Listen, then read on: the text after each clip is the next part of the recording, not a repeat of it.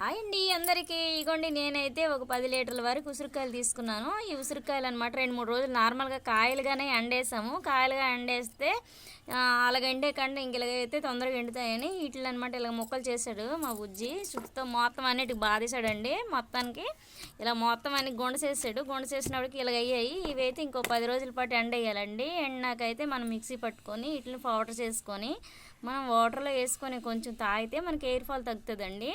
తర్వాత ఏంటంటే కొంతమంది ఏంటంటే సీకాయ తర్వాత మన కుంకుడుకాయలు ఉంటాయి కదా, దాంట్లో కూడా నైట్ టైం అనమాట కొంచెం సీకాయ కుంకుడుకాయలు ఇవి మెంతులు కలిసేసి నానబెట్టుకొని పొద్దున్నే మనం కొంచెం శనకాల మీద నూరుకోవచ్చు, లేదంటే మిక్సీలోనే వేసి తలకు పెట్టుకుంటే అది జుట్టు రాలదండి. బాగా జుట్టు ఊసిపోతుంది బాగోట్లేదు అనుకునే వాళ్ళకి, జుట్టు పలసగా అయిపోతుంది అనేవారికి ఇది చాలా బాగుంటుంది. దీన్ని ఒకసారి మీరు చేసి చూడండి. మేమైతే ఉసిరికాయల టైం కదా ఇది, ఈ టైంలోనే దొరుకుతాయి కాబట్టి అందుకని మేమైతే ఇన్ని ఉసిరికాయలు అయితే తీసుకున్నామండి. ఓకేనా, బాయ్ బాయ్ అండి. మీకు నచ్చితే కామెంట్ చేయండి.